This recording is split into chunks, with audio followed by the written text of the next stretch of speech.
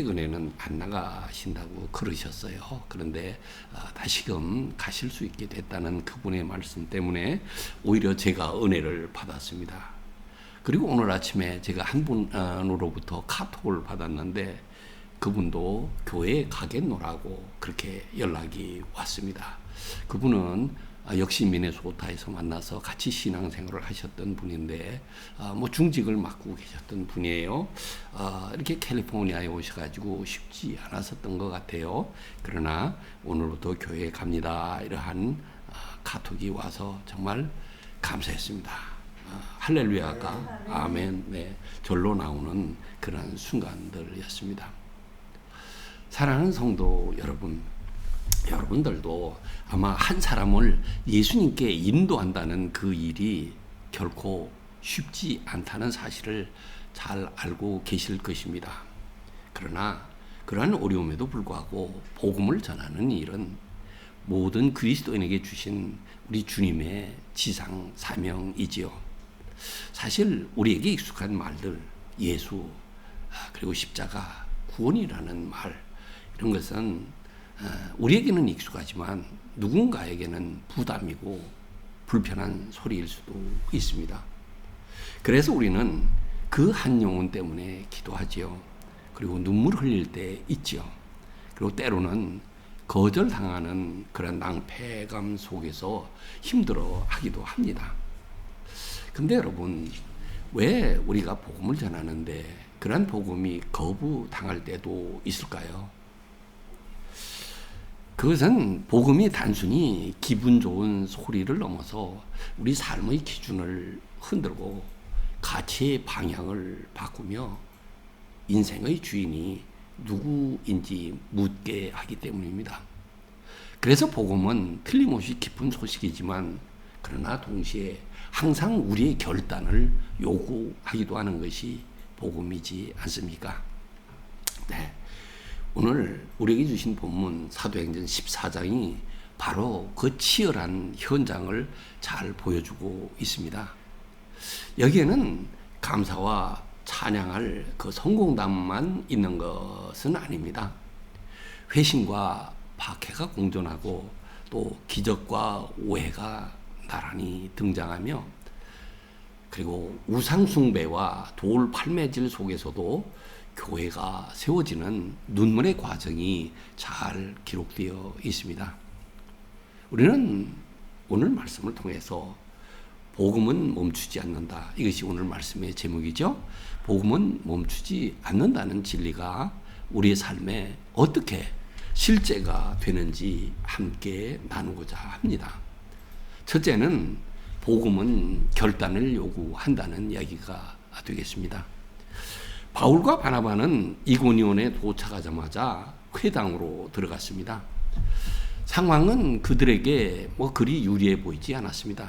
그렇지만 그들은 환경을 탓하지 않았습니다. 왜냐하면 복음은 득실을 따져보고 결정할 선택사항이 아니라 반드시 선포되어야 할 생명의 소식이기 때문입니다. 결과가 나타났지요. 그런데 그 결과는 극명하게 갈라졌습니다. 한편으로는 많은 유대인과 헬라인들이 믿었지만 동시에 순종하지 않는 유대인들이 이방인들을 선동하여서 형제들에게 악감을 품게 했습니다.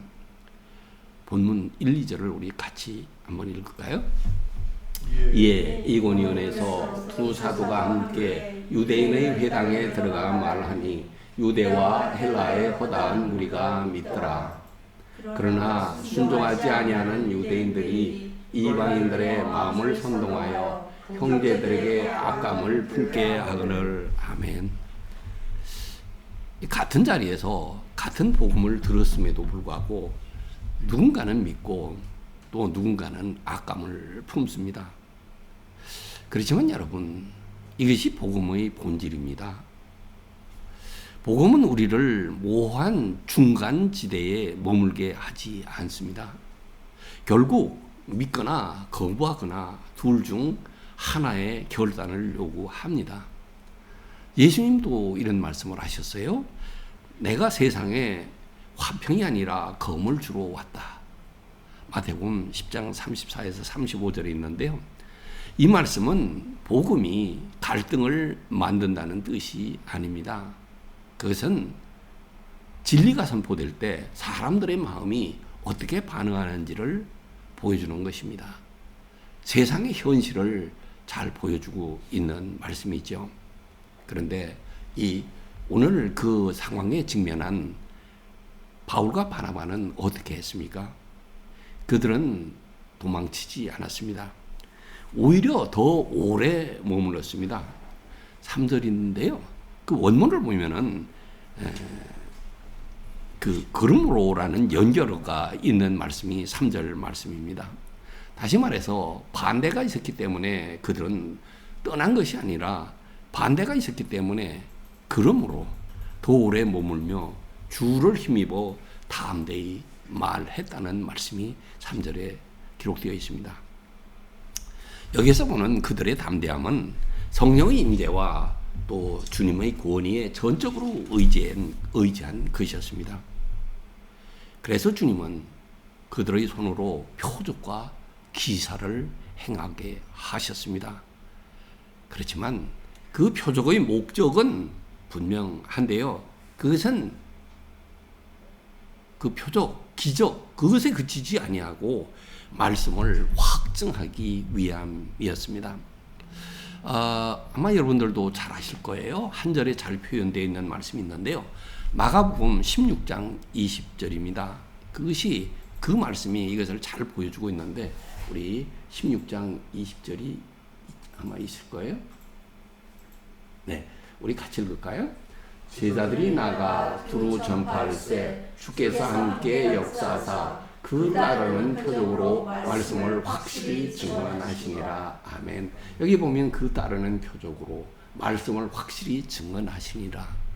표적을 많이 행하게 하셨습니다. 복음을 잘 전파하게 하기 위해서 표적을 행하게 하셨는데 그것은 그 표적을 통하여서 그분들이 말씀을 전하는 사람들이 존경을 받고 이렇게 하고자 하는 것이 아니었습니다. 그것은 하나님의 말씀을 확증하기 위해서 이들이 전하는 말씀이 나의 말씀이다. 그러니까 하나님께서 하나님의 말씀이다. 그러니 이 말씀을 이들을 통하여서 전하는 나의 말씀을 들으라. 이런 것들이었던 것이죠.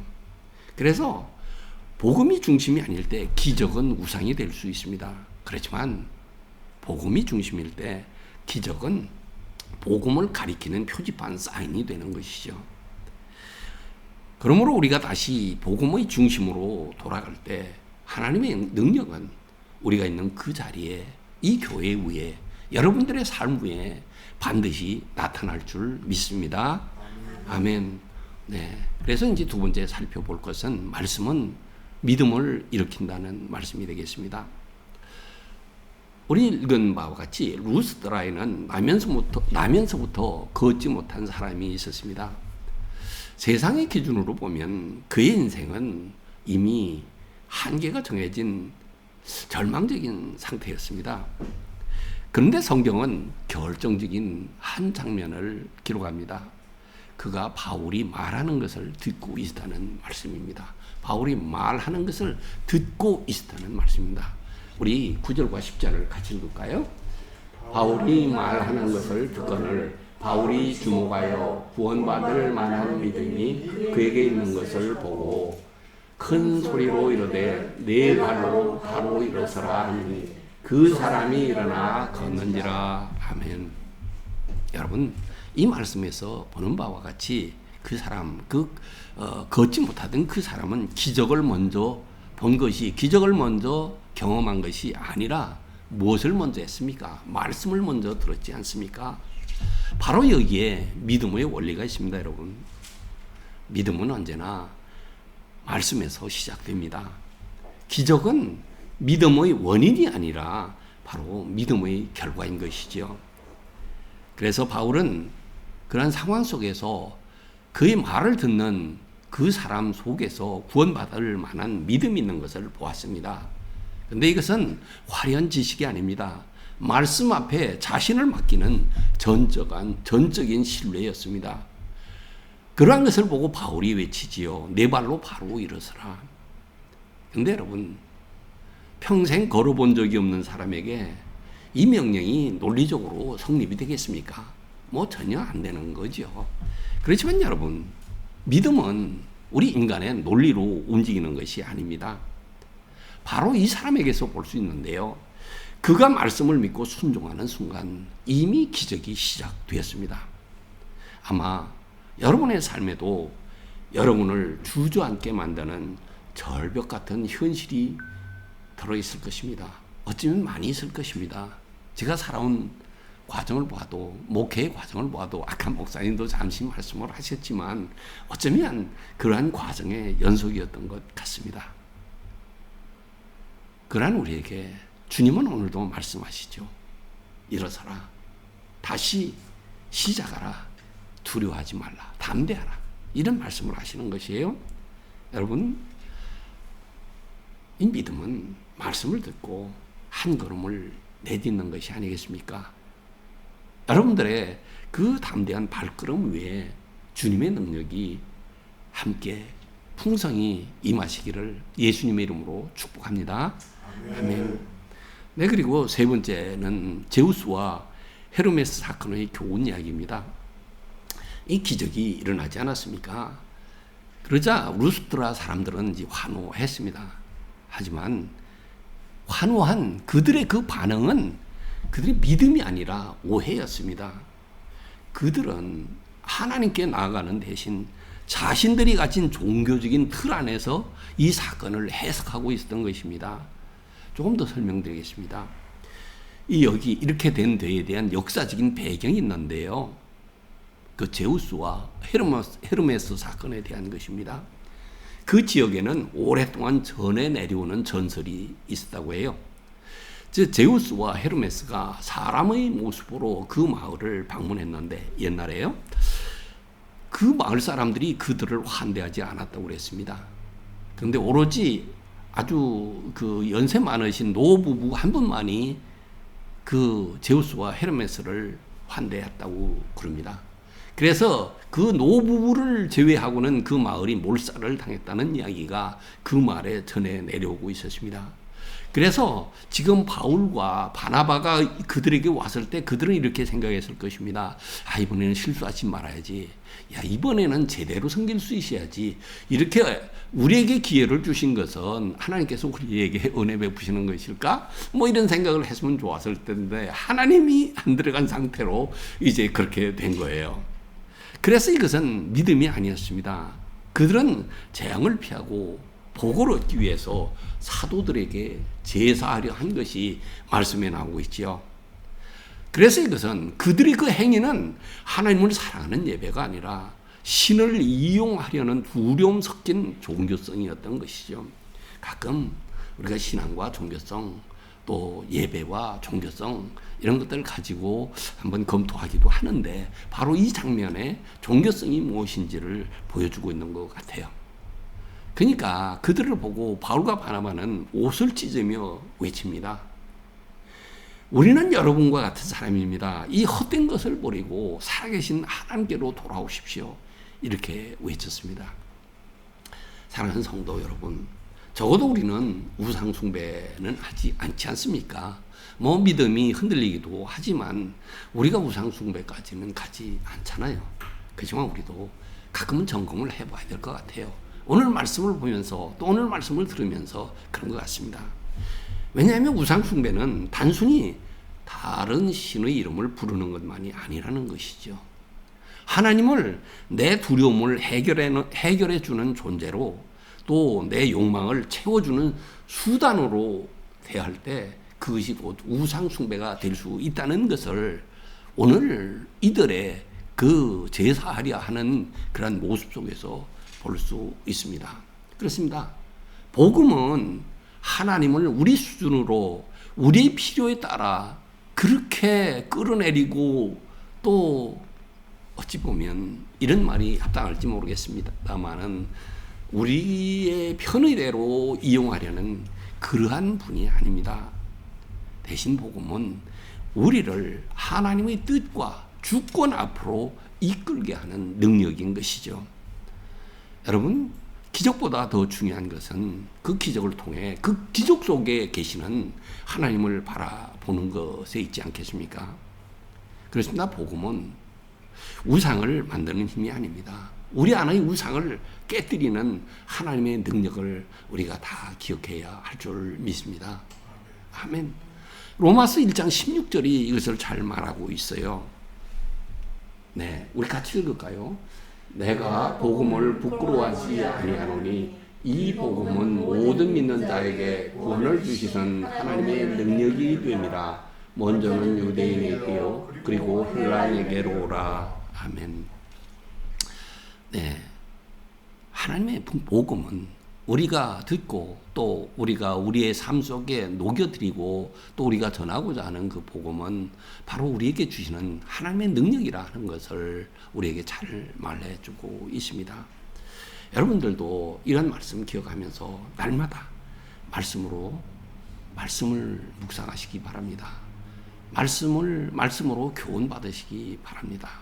그리고 말씀이 주시는 하나님의 능력으로 항상 승리하시기를 우리 주님 예수 그리스도 이름으로 축복합니다.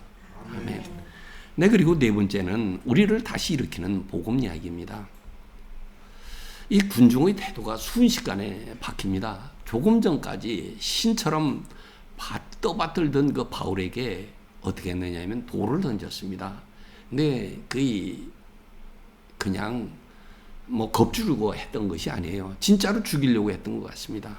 바울은 돌에 맞아서 죽은 것 같이 됐습니다. 그러자 그들은 그 바울을 아주 성 밖으로 내쳤습니다. 이런 장면 속에서 인간적으로 보면 하나님의 뜻에 순종하여 주님의 사명 때문에, 복음 때문에, 주님의 사명 때문에 지금 바울이 또 바나바가 그곳에 오지 않았습니까? 그런데도 그가 죽은 것처럼 됐으니까 사역도 생명도 그냥 끝난 자리 같아 보였습니다. 그렇지만 성경은 기록합니다. 제자들이 그를 둘러섰을 때 그가 일어났다고. 그런데 그것에 그치지 않습니다. 더 놀라운 것이 있는데요. 그가 일어나서 어떻게 했느냐면 다시 그 성 안으로 들어갔다는 사실입니다. 그가 복음을 전하고 있었는데 그를 돌로 쳐 죽인 사람들을 한데 다시금 걸어 들어갔다는 얘기입니다. 여러분, 무엇이 그를 다시 일으켰습니까? 그리고 무엇이 그를 성 안으로 다시 들어가게 했습니까? 그것은 인간적인 오기나 인간적인 용기가 아니었습니다. 바로 복음이었습니다. 바로 그가 늘 마음에 품고 있던 주님이 주신 사명이었습니다. 바울을 붙들고 있었던 것은 자신의 생존이 아니었습니다. 자신을 위해 죽고 부활하신 예수 그리스도였습니다. 그래서 훗날 바울은 갈라디아서 6장 17절에서 내 몸에 예수의 흔적을 지니고 있노라고 고백합니다. 물론 이것은 이 돌에 맞아 죽었던 그러한 사실을 얘기를 한다 하기도 하고요. 그가 그 병이 있었는데 고침을 받지 못했잖아요. 그것을 말한다고 얘기하기도 합니다. 둘 다 맞는 것 같아요. 그래서 보면 이 루스드라에서 얻은 그 상처들은 패배의 흔적이 아니었습니다. 그것은 그리스도와 연합되었다는 것이고요. 그가 그리스도께 속했다는 그야말로 영광의 표지였습니다. 그렇습니다. 우리도 복음을 위해 받는 상처는 결코 부끄러운 것으로 남아있지 않습니다. 왜냐하면 우리를 일으키는 힘이 우리 자신에게 있지 않고 우리 안에 살아계신 그리스도께 있기 때문입니다. 그래서 복음은 언제나 우리를 다시 걷게 하지요. 그리고 다시 사명을 향해 나아가게 합니다. 사랑하는 성도 여러분, 복음 때문에 힘들고 괴로울 때 있지 않습니까? 또 삶 때문에 쓰러질 때도 있잖아요. 그런 것들 때문에, 복음 때문에, 삶 때문에 일어설 수 없을 것 같은 때도 수없이 많을 것입니다. 그것이 우리의 모습이기 때문에 그러한 우리를 위해 예수님이 우리에게 오셨음을 기억하십시다. 이사야서 53장 4절과 5절은 이렇게 말합니다. 우리 같이 읽지요. 그는 실로 우리의 질고를 지고 우리의 슬픔을 당하였거늘 우리는 생각하기를 그는 징벌을 받아 하나님께 맞으며 고난을 당한다 하였노라. 그가 찔림은 우리의 허물 때문이요 그가 상함은 우리의 죄악 때문이라. 그가 징계를 받음으로 우리는 평화를 누리고 그가 채찍에 맞음으로 우리는 나음을 받았도다. 아멘. 사실 우리의 죄 때문에, 우리의 죄악된 모습 때문에 우리가 받아야 할 그 모든 질고, 슬픔, 허물, 죄, 벌을 우리 예수님께서 대신 담당하셨습니다. 그렇기 때문에 우리는 예수님을 의지합니다. 예수님을 우리의 주님으로 모셔드리고 믿고 있습니다. 그러한 우리 예수님을 믿고 의지하면서 우리에게 있는, 또 우리에게 닥쳐올 수 있는 모든 어려움을 떨쳐버리고 다시 일어나십시다. 아멘. 그리고 다음 대에 걸어 나갑시다. 바로 우리 그 루스드라 성에서 바울이 돌에 맞아 죽었지만, 죽은 그 상태까지 되었지만 다시 일어나 복음을 전하기 위해서 그 사명감 때문에 그 성 안으로 다시 들어간 것 같이란 말입니다. 그것을 위해서 우리 주님이 우리에게 오셨고 우리 안에 계시며 우리의 힘과 능력이 되신 분입니다. 그러한 우리 주님 예수 그리스도의 힘을 입으시기를 예수 그리스도의 이름으로 축복합니다. 아멘. 네, 다섯 번째는 교회는 고난 위에 세워진다는 이야기를 우리 살펴보겠습니다. 이 더비에서 사역을 마친 사도들은 두 사도지요. 더 편한 길로 가지 않았습니다. 그들은 어쩌면 노하우도 생겼을 것 같습니다. 앞으로 어떻게 해야 될지 지혜도 생겼을 것 같습니다. 그렇지만 그들은 편한 길로 가지 않았습니다. 오히려 박해받았던 도시, 지금까지 지나오면서 박해받았던 도시들을 다시 방문합니다. 목적은 하나였습니다. 제자들의 마음을 굳게 하기 위해서였습니다. 그들이 그 지역을 지나오면서 제자들을 세웠거든요. 물론 여기에서 이 제자들은 12제자를 말하는 것이 아니고 바로 하나님의 말씀을 듣고 제자된 우리와 같은 그러한 분들이 되겠죠. 그들의 마음을 굳게 하기 위해서 이제 다시금 그 사역지로 되돌아갑니다. 그러면서 말합니다. 우리가 하나님의 나라에 들어가려면 많은 환난을 겪어야 할 것이라. 이 22절 말씀인데요. 이것은 겁을 주는 말이 아니라 현실적인 소망을 주는 말씀입니다. 환난은 외적인 사고가 아니라 성도가 겪는 정상적인 과정임을 보여주고 있습니다. 우리 22절 같이 읽을까요? 시작. 제자들의 마음을 굳게 하여 이 믿음에 물러 있으라 권하고 또 우리가 하나님의 나라에 들어가려면 많은 환난을 겪어야 할 것이라 하고 아멘. 그렇기 때문에 교회는 안락함이 아니라 고난과 기도 그리고 주님께 모든 것을 맡기는 믿음 위에 세워진다는 것을 우리는 늘 기억하면 어떠한 어려움이 있을지라도 어떠한 환난이 있을지라도 우리는 일어설 수 있는 것이지요. 사도들은 장로들을 세우고 그들을 주님께 위탁했습니다. 물론 성경에서 나오는 장로는 뭐 이렇게 장로계의 장로 이럴 수 있습니다. 그렇지만 이런 그 해석이 있더라고요. 사도들은 다니면서 이렇게 말씀을 전했고 장로들은 그 로컬 교회를 섬기면서 이렇게 섬긴 분들이 사역자들이 장로들이라고 이렇게 얘기를 하고 있습니다. 그렇게 하나님께서 그러한 뜻 가운데 예비교회를 세우신 줄 믿습니다. 그리고 목사님을 세우셨고 여러분들을 세우신 줄 믿습니다. 그리고 그래서 그 주님의 일을 내가 해야 할 일, 예수님께서 하늘로 올라가시면서 맡겨주신 그 일을 잘 감당하시기를 주님의 이름으로 부탁드립니다. 아멘. 네, 그러한 때 우리가 기억해야 될 것이 있죠. 교회 주인은 누구인가? 목회자도 사역자도 아니다. 오직 하나님이시다. 이렇게 이것을 기억을 하면서 늘 하나님의 은혜를 간구하는 우리 모두가 될 수가 있습니다. 그것을 이 지금 두 사도가 안디옥으로 돌아가는데요. 그 파송했던 안디옥 교회로 돌아간 그 모습에서 볼 수 있습니다. 그곳에서 이제 그들은 사역 보고를 하는데 그들은 자신들의 공로를 자랑하지 않았습니다. 제가 보기에는 그들의 수고는 참으로 컸습니다. 그들이 그들의 수고를 얘기를 할 때 많은 사람들이 그야말로 숙연한 가운데 머리를 숙이면서 들으며 그들을 존경했을 것입니다. 그렇지만 그들은 그러지 않았습니다. 대신 그들은 하나님이 행하신 모든 일이라고 하면서 보고를 했습니다. 그들에게 선교의 주인공은 언제나 하나님이셨다는 것이죠. 여기에서 우리에게 주시는 교훈 또한 있습니다. 오늘도 교회를 세우시는 분이 누구인가? 하나님이시라 하는 것이죠. 또 그 바울과 바나바에 했던 선교, 그리고 우리가 해외에 나가지 않지만 지역에서 할 수 있는 전도, 그리고 또 우리 교회에서 할 수 있는 그런 목회, 이러한 모든 것들, 그것을 이루시는 분은 물론 우리의 노력 중요합니다. 하나님께서는 우리에게 그것을 맡기셨습니다. 아주 귀한 말씀 중에 이런 거가 있더라고요.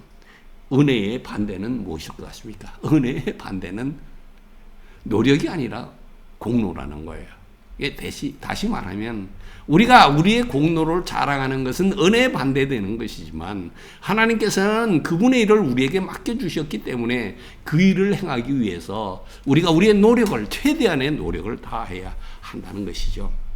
하지만 그러한 가운데에서도 그 모든 것 외에 하나님의 은혜를 우리가 늘 최우선으로 생각하며 감사하는 모두가 되어야 하겠습니다. 네, 이제 말씀을 맺겠습니다. 복음은 멈추지 않는다는 말씀이 오늘 말씀의 제목이죠. 이것이 이제 결론이 되겠는데요. 사랑하는 성도 여러분, 사도행전 14장은 우리에게 물었습니다. 복음을 왜곡하는 세상 앞에서 올바르게 전할 준비가 되어 있는가? 또 고난을 피해가는 신앙이 아니라 그 고난을 통과하는 신앙을 선택할 수 있는가? 이렇게 물었던 것 같습니다. 그리고 보여준 것이 있습니다.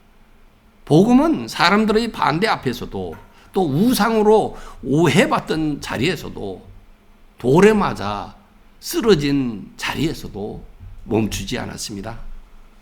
복음은 결코 편안한 길이 아니지만 그 자체가 생명이기 때문에 결코 멈출 수 없습니다.